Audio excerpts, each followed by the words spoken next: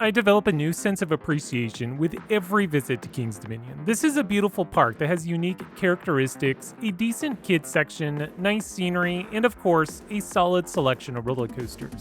Even though the removal of Volcano the Blast Coaster created a hole in their coaster lineup, the park still holds up and remains one of my favorite Cedar Fair properties. Well, now that the park has gotten a new roller coaster, I thought it was time to update their roller coaster rankings.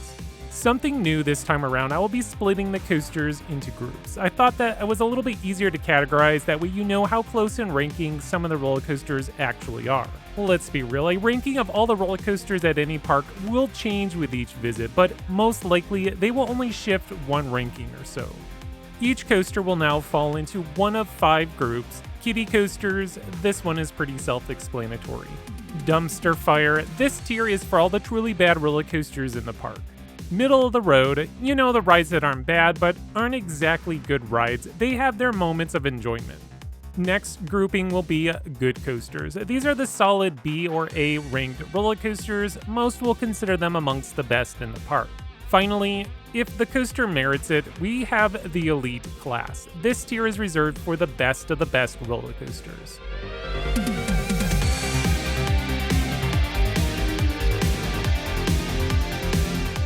Kiddie coasters. We only have one kiddie coaster, and that's 13 Great Pumpkin Coaster, built by E&F Miller Industries, opened in 1997. It's a kiddie coaster, it's fine, the theming presentation is fine, moving on. Unfortunately, King's Dominion has a couple coasters that belong in the dumpster fire. First at number 12, Grizzly, designed by Taft Attractions Group, opened in 1982. I remember a couple years ago ranking this roller coaster and saying it's a middle-of-the-road kind of ride. Well, it's not. This is a rough roller coaster that has more jackhammering than you would find at a construction site. I know that was a bad dad pun. But anyways, it's bad. I felt relieved when we were traveling through the slow turnaround portions because I wasn't getting beaten up at those times. If King's Dominion didn't just RMC a roller coaster like right next to Grizzly, I'd say that this should get the same treatment. Well, at the very least, Grizzly needs some serious track work and maybe new trains. If not, just demo it. Number 11, Anaconda, built by Aerodynamics, opened in 1991. It's possible that Anaconda is the most hated aero looping roller coaster amongst the enthusiasts. The ride does look neat with it diving under the water and all, but unfortunately, like most aero loopers, the transitions are just not good. The first half will turn your head into a ping pong ball. The second half, well, the trims will slow the train down, eliminating any possibility of thrills, gut this attraction and replace this with a modern Vekoma. Alright, we're now at the middle of the road. A good chunk of the roller coasters will fall into this category. Starting off the list, we have number 10, Woodstock Express, built by Philadelphia Toboggan Coasters, opened in 1974. This is a family wooden coaster, thus the smaller trains and compact layout. The ride itself isn't bad. Depending on where you're riding, you might snag a couple pops of airtime, but overall, this is simply a harmless roller coaster. Number 9, Apple Zapple, built by Mock Rides, opened in 2002. When discussing Wild Mouse roller coasters, this is actually one of my favorites. Having that first drop is a nice change of pace from usual Wild Mouse coasters.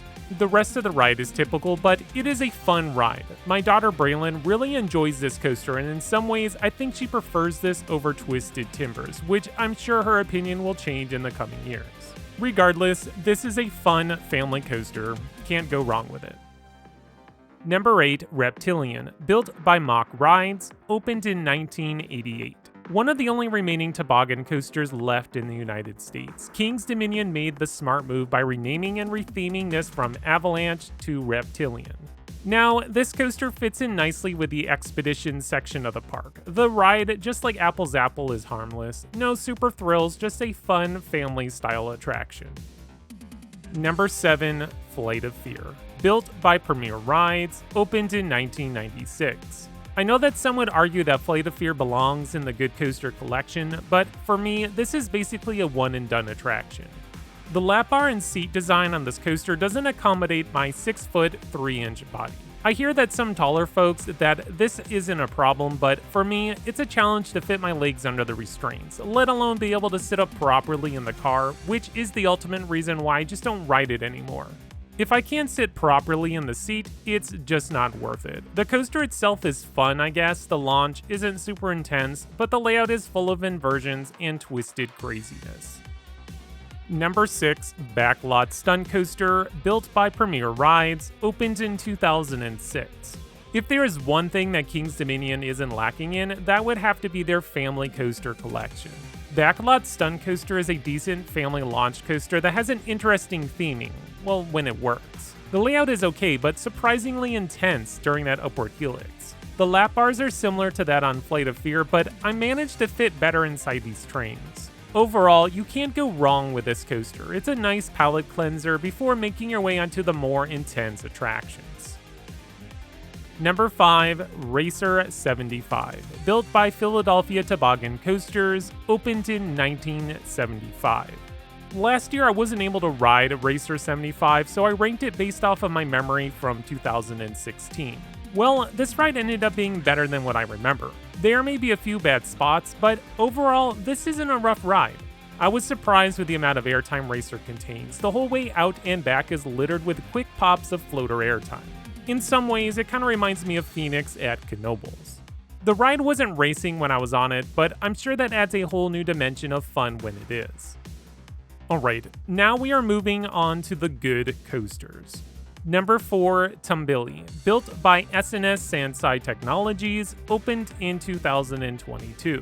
It's been a few years since the last time I rode an SNS 4D free spin. My mind just keeps jumping to Green Lantern, which was at Six Flags Magic Mountain. That was a Zack spin by Intamin. Green Lantern was a bad coaster, so it's hard to shake the similarities in thinking that this coaster too will be bad. Thankfully, that is not the case. Tumbili is a nice compact roller coaster that seems to provide a different experience with each ride. It's not a long ride, but I was having fun during my 30-second ride experience. Sometimes you'll be flipping upside down multiple times, or like my ride, you'll get close to flipping upside down, but it never happens. Number 3, Dominator, built by Bolliger and Mabillard, opened in 2008. I believe this is still considered the longest floorless roller coaster in the world. Dominator is an intense looping roller coaster that features more strong G-forces than your typical floorless coaster. Instead of including a couple more inversions, Dominator features more low-to-the-ground turns at high speeds, making me almost feel like this is a warm-up ride prior to riding Intimidator 305. For the most part, this is a smooth ride. The worst was the final corkscrew and pointless helix turnaround thingy, but yeah, it's a solid roller coaster. Now, we come to the elite roller coasters. Without a question, these are the two best roller coasters in the park, and amongst the best in the world. Number 2, Intimidator 305, built by Intamin Amusement Rides, opened in 2010. After riding 300 different roller coasters, I-305 still remains the most intense attraction I have been on. Sure, Top Thrill and King Ka have that crazy launch, but I-305 is just punishing from drop to brakes. Every turn is bone-crushing G-forces. My last ride I grayed out 3 times. The best place, or might I say the only place to ride I-305, is up front. There's a reason why no one is waiting for the back rows. The farther that you sit towards the back, the ride gets pretty rattly. The front row will provide a pretty glossy, smooth experience, which will allow you to enjoy all the crazy snappy turns and a couple of pops of airtime. Number 1, Twisted Timbers, built by Rocky Mountain Construction, opened in 2018. I know that some will consider I-305 the best coaster in the park, but to me, it's a no contest. Twisted Timbers is so much better. For starters, you aren't forced to sit near the front to avoid a nasty headache. Twisted Timbers is glossy smooth in every row. The restraints are a lot more comfortable. I understand the need for the vest restraints in I-305, but it's just not that comfortable. Twisted Timbers has the shin guards, but it's still better than I-305. Finally, the airtime on Twisted Timbers is world class. With every cycle, the coaster continued to get faster and more aggressive. The layout is great, the airtime is phenomenal. This is the best coaster at King's Dominion. Well, that's going to do it for today's ranking. I hope you enjoyed the new setup with the various groups to classify the coasters. What did you think of the ranking? Let me know in the comments below. If you enjoyed this video, please click on the like button, and if you are new to my channel, subscribe. That way you continue to get more great content brought to you by Extreme Thrills.